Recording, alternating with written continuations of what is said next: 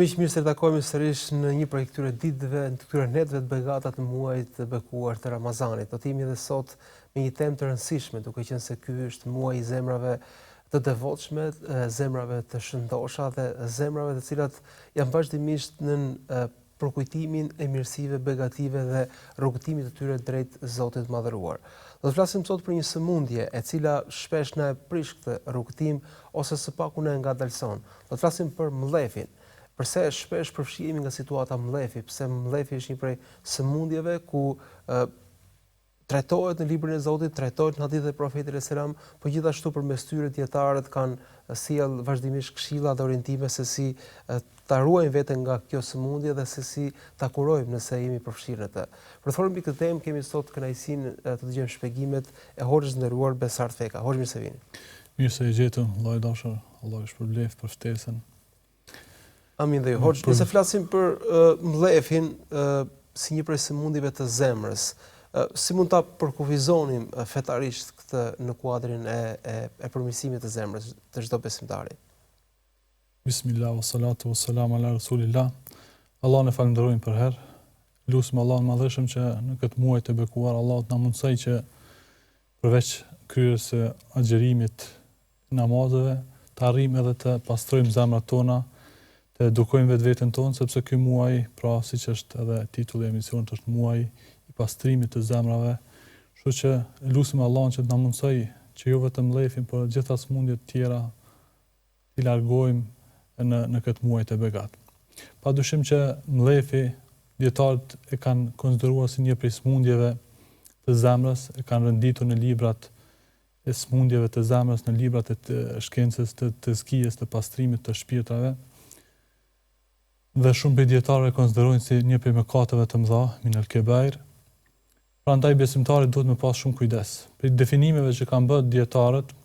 sa i përket në gjuhën shqipe, kur shikojmë fjalorin, atëherë shohim se mlef është domethënë grumbullimi i zemrimit, i hidhrimit i natit në zemër, duke synuar që ta shfryjmë këtë mlef, këtë inat, këtë zemrim në moment caktuar të favorshëm për neve, që përfshin gjithashtu edhe një lloj armiqësie ose dashakëtësie ndaj tjetrit. A është ky edhe koncepti i mllefit sipas po themi burimeve islame? Kur i shikojmë në librat islam, atë gjejmë shprehje të ndryshme, padyshim gjuha arabe është shumë e pasur, gjejmë shprehje si hiqt që është shumë e parafort, ndoshta më e paraforta me mllefin në gjuhën shqipe, apo ghil, apo ghaidh, siç thot Allahu për shembull në ajetin kuranor, والكاظمين الغيظ والعافين عن الناس والله يحب المحسنين, ku Allah në këtë ajet i përshkruan ata që garojnë, edhe ky Ramazani është muaji i garës për të mirën, Allah i përshkruan ata që garojnë për tek falja e Allahut, për tek xhenetet e Zotit, dhe duke i shpjeguar cilësitë e atyre garuesve që dëshirojnë kaq shumë xhenetin, thot والكاظمين الغيظ, dhe ata që e frenojnë mllefin. Domthon Allah nuk është kundër emocioneve, mirë po dëshiron që ne të arrijmë të kontrollojmë këto emocione përmes imanit, përmes besimit, përmes frikës ndaj Zotit. Kështu që ata që arrin me frenu mllefin, pra vetëpërmbajtja është e kërkuara, sepse njeriu ndoshta dhe nga natyra e tij mund të jetë impulsiv, mund të jetë reagues, po vetëpërmbajtja është. Pra ajeti vazhdon, wallahu yuhibbul muhsinin, dhe Allahu vërtet i don ata që janë bamirës, që arrin me ndal mllefin e tyre dhe ta jenë më mirë kur shkon dhe fal tjetrin, arrin që ta shërosh mllefin, sepse mlefi ajo që bën ndoshta më shumë ti të bën dëm edhe ty, duke e mbush zemrën tënde, duke rëndu zemrën me mendime të këqija, me inate, dhe derisa mundet me shkaktuar ndoshta smundje tamam mjekësore, përderisa ti nuk arrin me shfryat mlef, kështu që feja na udhëzon që ne t'i falim të tjerët, pikërisht tash kur jemi në muajin Ramazanit, ku një prej gjërave që synojmë është falja ndaj Zotit, andaj padyshim ne e dimë se për me arrit faljen e Zotit duhet ta rrim, ta frenojmë mlefin ton dhe t'i falim të tjerët, t'ja bëjmë halal të tjerëve, ashtu që shpresojmë që edhe neve Allahu pastaj të na falë, për shkak se edhe ne dim të falim. Ju përmendët që mlefi është së paku duke referuar dhe gjuhës shqipe ose përkufizimit në shqip, është një gjendje e akumuluar prej kohësh e cila shpërthen në momente të caktuara. Çfarë akumulimi është ky? Është akumulim mendimesh, akumulim emocionesh dhe si duhet t'i rrim gati këtij momentit ku pastaj na surprizon për keq? Ajo që është më e mira është ne qysh në fillim, sepse burimin mlefi ka nga zemrimi, nga ndonjë, domethënë, hidhrim i vogël ndoshta, që nuk menaxhohet ashtu si duhet dhe shndrohet pastaj në mlef. Kështu që ne fetarisht jemi të uzuar se qysh në fillim, në momentet e hidhrimit, ne të përmbahemi dhe të kujtojmë ajetet, të kujtojmë hadithet, të kujtojmë ato që i ka ndodhur pejgamberit me gjithë ato zullumet, padrejësitë që ja kanë bërë për shembull Kurejshit, fisi Kurejsh, fisi i tij, ai i dërguari sallallahu alaihi wasallam kur erdhi momenti dhe e shliroi Mekën dhe kishte në dorë mundësinë me bëj çdo lloj hakmarrje, çdo lloj shfyrë mlefi, ai tha atë që kishte thënë edhe Jusufi alayhis salam vëllezërve të tij, idhhabu fa antum tulaqa, shkoni sepse sot jeni të lirë, dhe arriti domthonjë që me frenuat dëshirën, egon për hakmarrje, dhe kështu pra neve na mëson feja, kështu na mëson Allahu i lartësuar. Pra mlefi, tu kthehemi pyetjes që e bër, grumbullon në vetveten vet shumë gjëra negative që rëndon shumë zemrën, me inat, me mëri, me zemrim, me mendim të keq për tjetrin, dhe pastaj bëhet burim ky mlef nëse nuk trajtohet si duhet dhe me kohë, burim edhe i shumë sëmundje të tjera si hasedi, xhelozis, gibetit, thashë themeve të tjera që rrjedhin si pasojë e këtij zemrimi që mundet ndoshta të jetë edhe prej një gjëre shumë të vogël apo të thjeshtë. Dhe ju e përmendet që zemrimi shkakton gjendje të pakëndshme brenda njeriu, madje mund të sjellë aty dhe sëmundje, pra mund ta gërryej nga brenda vetë. Po ndërkohë si ndikon kjo në raportet ndërpersonale me të tjerët? Sa të dëmshëm, sa problematik mund të bëhemi në raport me ata që na rrethojnë? Po këtu është gjithë problemi, sepse nuk është vetëm sëmundje që të rëndon ty, ose mirë po është sëmundje pastaj që shkakton probleme, shkakton ndasi, përçarje, hasmëri, shkakton shkputje raportesh mes vëllezërve, shkakton domon përçarje në ummeti edhe sot, ndoshta muslimanët ummeti ynë po vuan shumë nga kjo përçarje, grupacione që rrjedhin pikërisht prej kur të shikosh burimin e kanë tek këto hidhrimet, tek mlefi, që është grumbulluar ndoshta nga një debat, nga ndonjë mos pajtim i vogël që mund të kalojë shumë lehtë. Mirë po, mos menaxhimi i duhur ka shkaktuar pastaj përçarje dhe kjo mund me shkaktuar probleme edhe familjare, prishje raportesh, por edhe me shoqërinë, mbjellë urrëtie, xhelozi, dhe padyshim besimtari pra është i thirrur që të kujtoj domthon ato ajetet që na thrasin wa tasimu bi hablillahi jamian wala tafarraqu, dhe kapni për litarën e Allahut, mos u përçani, mos i lëni shejtanit hapësirë që të hyjë mes juve, sepse është pikërisht shejtani që ndoshta nga një besimtar i fortë heq dorë se ai ka me adhuru gjithçka për hir të Allahut, mirë po, që na tregon pejgamberi sa më thotë nuk heq dorë shejtani nga futja e përçarjes në mesin e juaj. Andaj mundohet kështu që gjej hapësira që të fus mendimet këqija, të fus ato gjitha që Kurani dhe hadithet na tërheqin vretin, që është për shembull ajetin që lexuam që të kemi kujdes nga përçarja, por gjithashtu edhe ajete tjera thot, për shembull pejgamberi sallallahu alajhi wasallam la tu'minu hatta yuhibbu li akhihi ma yuhibbu li nafsihi. Nuk ka me besu askush për ju me besim plot, iman të plot, përderisa nuk e doni për vllanet tuaj atë që doni për vete. Dhe nëse njeriu ka këtë bindje në zemër, padyshim që pastaj e ka shumë më të lehtë që me të kalu mlefin, mërzin, ose atë inatin që mundet më shkaktue. Andaj, pra besimtari i menqur e ka parasysh se jemi thirrur që ta ruajmë xhamatin, ta ruajmë unitetin, ta ruajmë umetin. Andaj, nëse ka nga një ndonjë mospajtim, atëherë i din se këto janë gjërat kalueshme, kemi disa prioritete shumë të mëdha që është me rujt vllazërinë, me rujt unitetin mes nesh, sepse nëse ne përçami atëherë humbe dhe fuqia mesin ton, edhe pastaj shohim se çka bëjnë armiqet pra me një xhamat, me një umet të përçarë dhe të ndarë në grupe kështu me radhë. Ka njerëz që nga natyra vet janë impulsiv, janë reagues, shpesh me mërzi, shpesh me inat, shpesh dhe me mbledh, dhe kryesisht kjo është natyra që i shoqëron. Por ka të tjerë të cilët shpesh janë të urtë,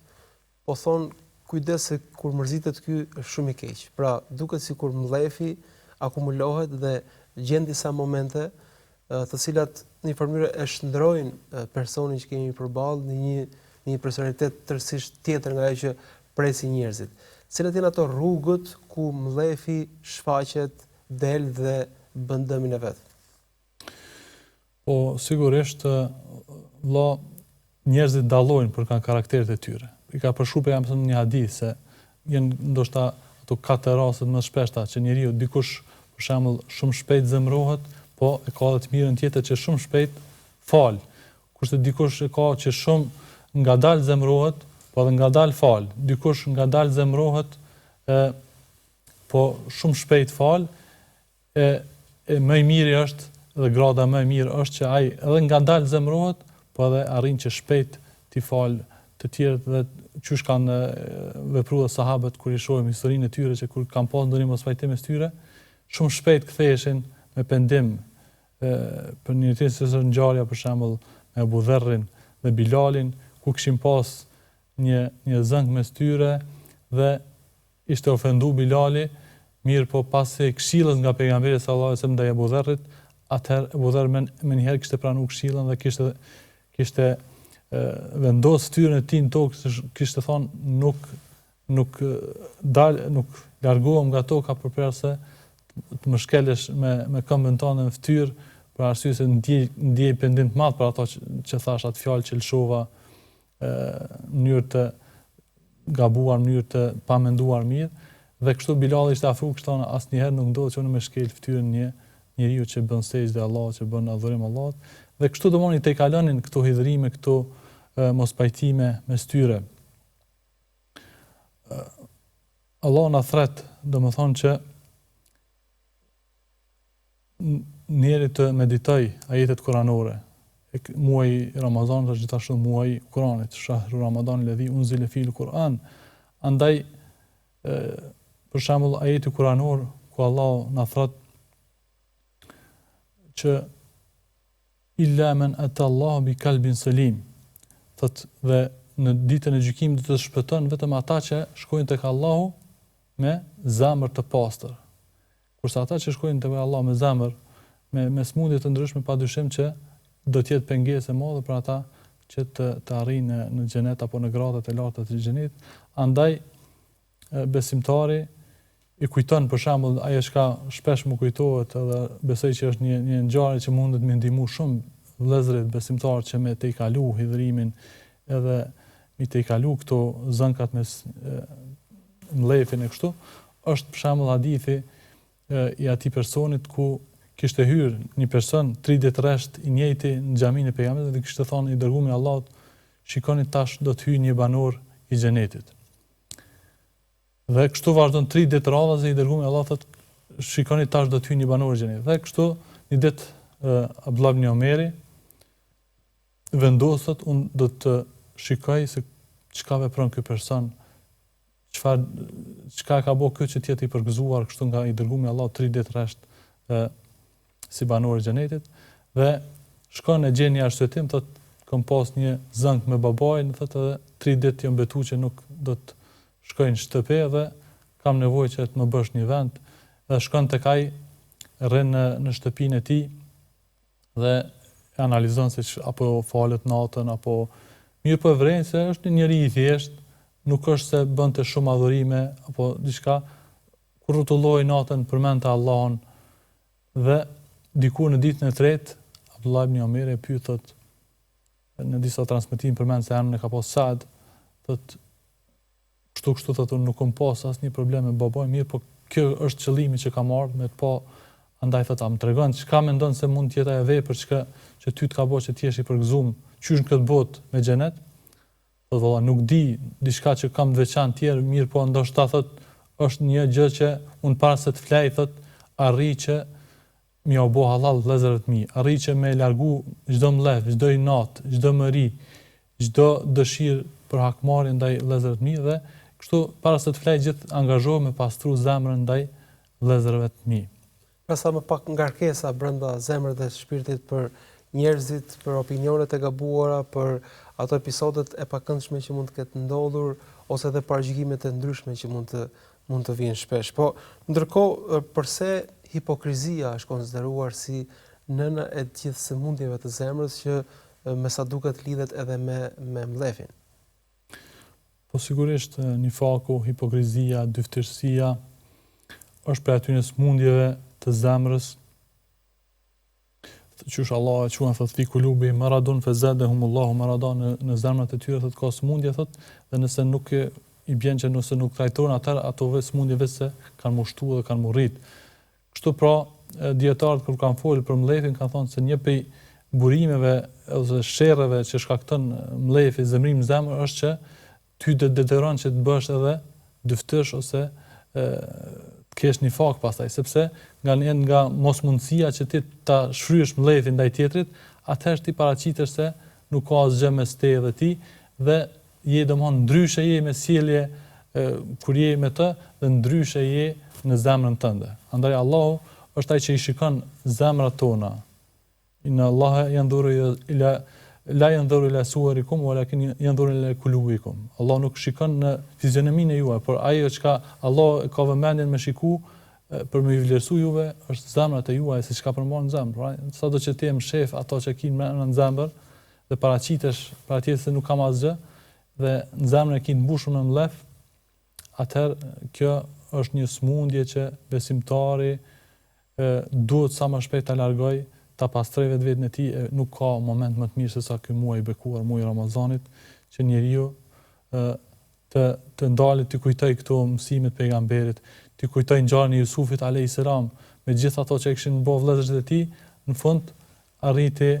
dhe ju tha la tathriba aleikum yawm, tha nuk ka për juve sot çortim. Por gjithë aty në padrejësi e zullum që kishin bërë, edhe ishin ardhur ata para tij dhe kishte pushtet Jusufi alayhis salam për t'u hakmarrë për mlef,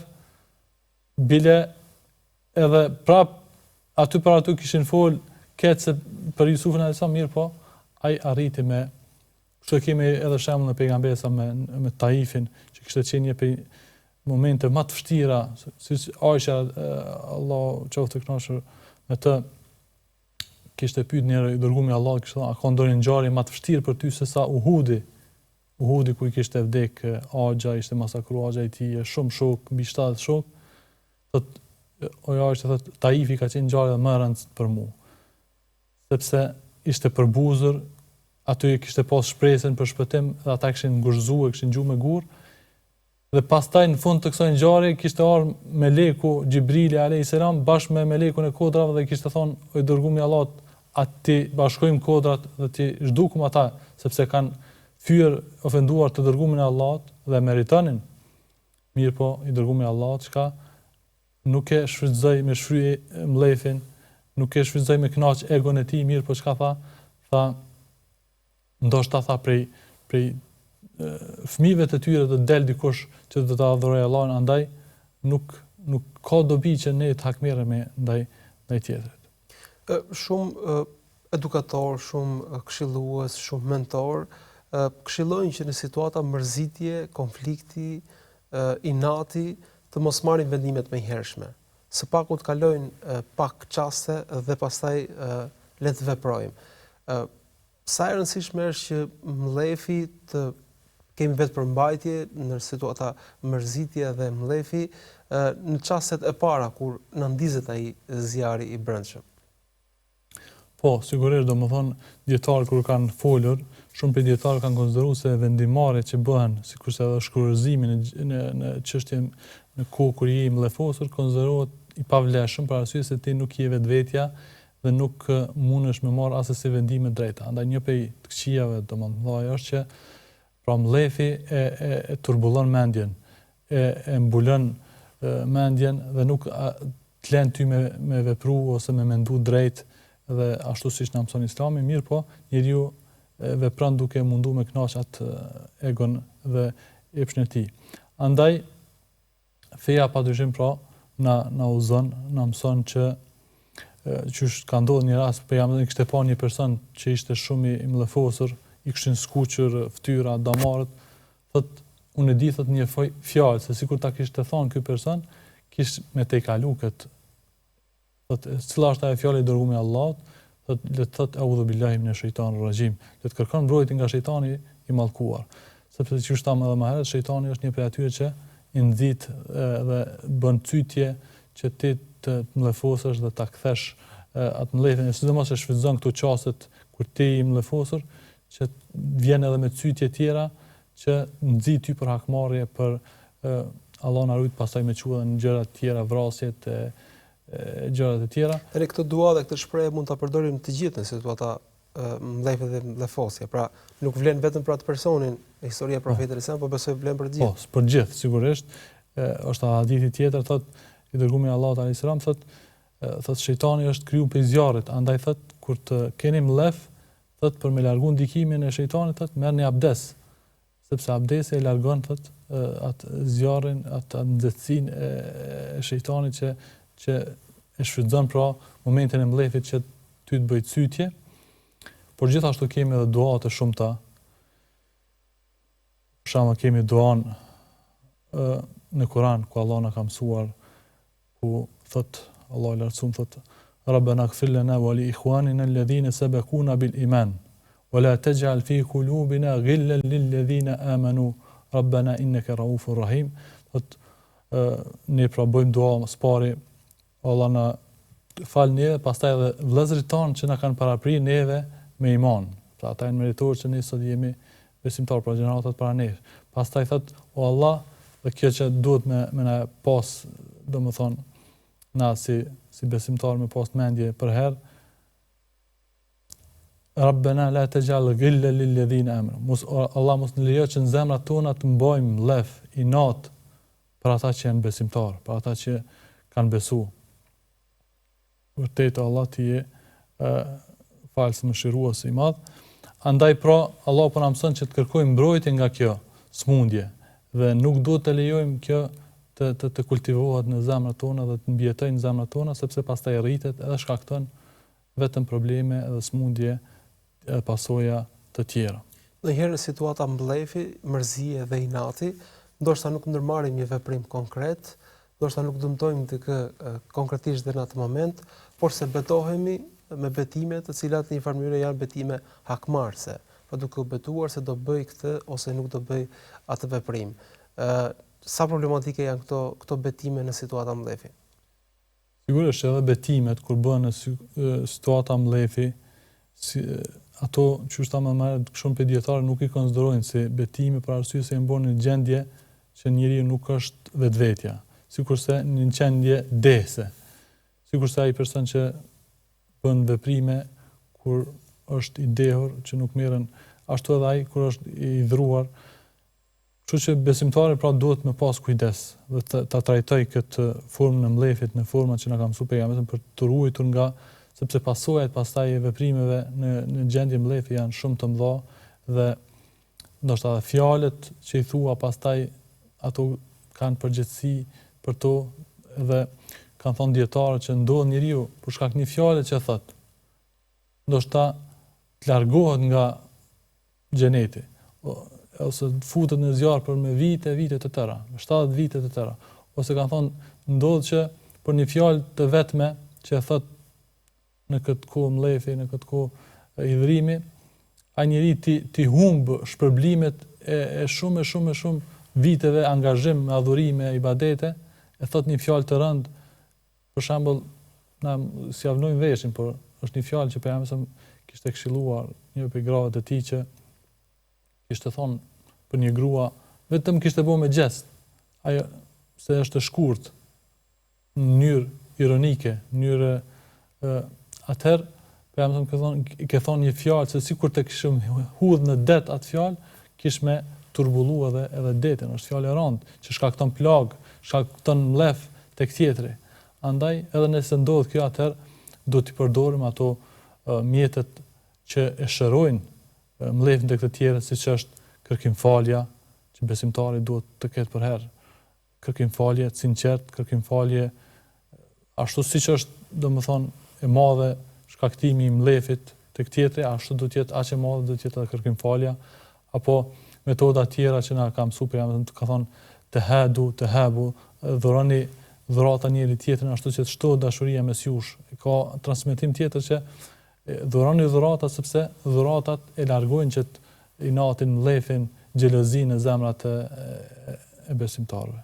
Ndërkohë po ti pyesësh shumë për atyre të cilët janë të zemëruar në situata të caktuara, shfaqin mlefin e tyre, e kanë një arsye. Pra në bazë të një padrejtësie që është bërë, në bazë të një situate të caktuar dhe justifikohet, thotë gjithë këtë mërzi nuk e kam kot, nuk e kam thjesht se jam i keq vetë nga brenda, por se situata përballë ma shkakton këtë. Si do t'i menaxhojmë këto situata ku realisht mund të jemi përballë momenteve ku dikush provokon, fyen ose është i pandershëm në garën që shpesh ndodh mes njerëzve. Sigurisht, pra mlefi shkaktohet nga ndonjë shkak, si nga ndonjë fjalë, nga ndonjë shaka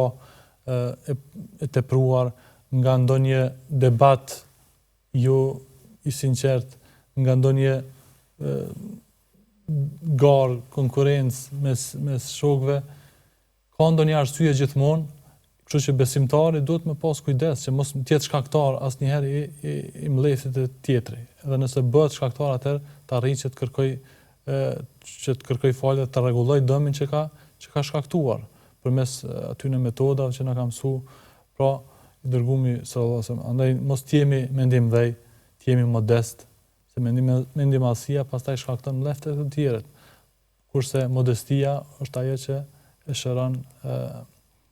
atë që e shkakton pra mlefi. Andaj kur nalëm meditojmë, feja jonë është shumë e bukur, na i ka mësuar gjitha ato edhe për duave të mëngjesit për shembull, në mëngjes edhe në mbrëmje që i kemi thonë, për shembull tash në mbrëmje, Allahumma ma amsabi min ni'matin aw bi ahadin min khalqik, fa minka wahdaka la sharika lak, falakal hamdu wa lakal shukr, për shembull duaja që na tregon që çdo e mirë që është e jonja ose ndaj tje ose në mirë të tjetri është dhunti prej Allahut. Andaj nuk duhet që të lejojmë që xhelozia, hasedi na shkaktoj mlef ndaj tjerëve. Të kujtojmë dhuntitë e Allahut, të kujtojmë se sa shumë kemi nevojë për faljen e Allahut. Atëherë kur ne e dimë se sa shumë kemi nevojë për faljen e Allahut, atëherë duhet edhe ne të pajisemi me këtë virtyt të lartë, sepse dietarët thonë se për edukatës të lartë është pajisja me falje, me tejkalim, me domethënë me arrit, me shujt mlefin. Kurse e kundërta kësaj edukate keqe, edukat jo e mirë, ahlak jo i mirë është domethënë mbajtja e mlefit, tejkalimi, domethënë me të pastaj shndrime në smundje edhe më të mëdha që vijnë si burimi i mos menaxhimit të mirë të mlefit. Ju përmendët një rast nga historia e Profetit alayhis salam, i cili pastaj ishte edhe një mësim për gjithë besimtarët, ku Profeti alayhis salam thotë se në momente mlefi çdo besimtar duhet thotë eudhu billahi minash shaitanir rajim, pra të kërkoj mbrojtje Zotit nga shejtani i mallkuar. Po ndërkohë, a duhet që të jetë pjesë e duave të përditshme që Zoti të na ruaj nga zemërimi, nga mlefi, nga këto momente të cilat shpesh mund të shkatërrojnë gjithçka, mund të shkatërrojnë jetën, mund të shkatërrojnë edhe besimin. Pra duhet që të jetë praktike vazhdueshme duaja. Po. Sigurisht shumë prej duave që i gjejmë edhe këto dua që Allah me na mundësum të pajisë me edukat të lartë dhe të na largon nga çdo edukat e keqe, nga çdo ahlak i keq. Për ahlakut të keq është edhe mendimi i keq ndaj tjetrit, ose paragjykimi ndaj të tjerëve, ose mendjemasia ndaj të tjerë, që gjitha këto pastaj janë burim i zemrimit, i mlefit edhe i smundjeve shpirtërore. Kemi shumë dua që Allahumma tahhir qulubana min ash-shirki wa min ar-riya wa min an-nifaq. Allahumma inna na'udhu bika min munkarati al-akhlaq wal a'mal wal ahwa. Allah të lutem ty që na ruash nga edukata e keqe, nga epshi, egoja dhe smundjet e ndryshme shpirtërore. Andaj besimtari do t'i mësoj këtë dua, t'i përsëris në kohët e ndryshme, mëngjesin, mbrëmje apo në sejdë, që Allah të pastroj zemrën e tij. Përmendet për një prej dietarëve bashkëkohor, që Ibn Bazin tregojnë disa tjerë që thotë kam dëgjuar duke shoqëruar se ishte i verbër në tawaf, thotë komplet tawafin e tij kishte bërë dua që Allahumma aslih qalbi, o Allah ma pastro zemrën time. Nëse nuk i themi dot arabisht, edhe nëse nuk i themi dot fiks siç janë duat, a mund t'i perifrazojmë me kuptimet tona, pra që Zoti na i pastrojë zemrat, na ruaj nga këto cilësi, edhe pse ndoshta më mirë është të thuhen ashtu siç i ka thënë profeti. Sigurisht, ato dua që janë mësuar nga pejgamberi, padyshim në përmbledhse me kuptim plota, mirëpo ai që nuk i din gjuhën apo nuk ka arrit me mësu edhe në gjuhën arabe, në gjuhën shqipe, atëherë ta thot në gjuhën shqipe, ta thot me zemër, ndoshta te dikush që nuk e din gjuhën ka ndikim shumë të madh ta thot në gjuhën shqipe, andaj padyshim kjo ka ndikim të madh dhe besimtari do të më thonë ashtu siç ka mundësi, këto dua, mirëpo duhet të ketë të ngulitur në mendjen e tij se unë si besimtar i mirë, si musliman i mirë, nëse dua që të kem raporte të mira me Allah, nëse dua që Allah të më fal mua, atëherë unë duhet ta pastroj zemrën time nga gjitha këto smundje të ndryshme të zemrës, sepse këto do të jenë pengesë shumë e madhe, që është në një hadith për shembull që thot pejgamberi, thot kom frikë thot se ju kanë godit juve ato smundje thot që i kanë godit edhe ummetet para jush, që është për tyre thot edhe mlefi dhe hasedi. Thot nuk keni me arritet me hyrë në xhenet përderisa të pastroheni dhe të shtoni dashurinë mes jush. Thot a doni më mësu se çka shton dashurinë mes jush, thot shpërndane efshu selam e bejnekum, thot shpërndane selamin mes jush. Andaj besimtari pra i kujton gjitha këto dhe mundohet për herë që ta mbajë zemrën e tij të pastër, ta mbajë zemrën e tij të shprazur, të lirë nga këto vese të liga, nga këto smundje të ndryshme, që pastaj e ndotin zemrën dhe nuk e lejojnë besimtarin që ngritet drejt edukatës të lartë, drejt ahlakut të lartë, drejt drejgjeve të larta që na thirr Allah që të ngritemi ne si besimtar. Por Zoti shpëlbef për këtë bisedë, Zoti shpëlbef për këto këshilla, lutim Zotin që të na bëjnë dobi të gjithëve. Allah shpëlbef edhe juve për këtë emision të qelluar. Kjo temë vërtet është temë shumë e nevojshme. Tazkiu të nefs, dietarët kanë trajtuar si shkencë vete, kanë shkruar shumë libra për amalul kulub, për veprat e zemrës, për smundjet e zemrës. Andaj besimtari duhet të lexojë këto libra, duhet të ndëgjojë ligjëratat xhallare në këtë lëmi, ashtu që të di se si të mbrohet nga këto smundje dhe sigurisht ta shfrytëzoj këto sezona të adhurimeve, se është muaji i Ramazanit, që të arrijë që të pastrohet nga këto se ndoshta askush nuk mundet me shpëtu tërësisht, mirë po të arrijë që të lirohet dhe padyshim më i miri për neve është ai që arrin që sa më shumë ta pastroj zemrën e tij, sepse tek Allahu do të shkojmë me zemrat tona dhe do shpërblemi sipas asaj që kemi në zemër dhe jo sipas asaj çka dëshirojmë apo egos që e kënaqim në këtë botë. Faleminderit edhe një herë. Zoti shpëlbef. Allah shpërblet. Asalamu alaykum wa rahmatullahi wa barakatuh. Aleikum selam. Mirënjohje edhe për ju që na ndoqët, do të jemi sërish nesër me një tjetër të ftuar, me një tjetër temë, e cila do të na ndihmojë për të shëruar nga sëmundjet e zemrës dhe për të kuruar nga çdo problematikë e saj. Miru takofsh.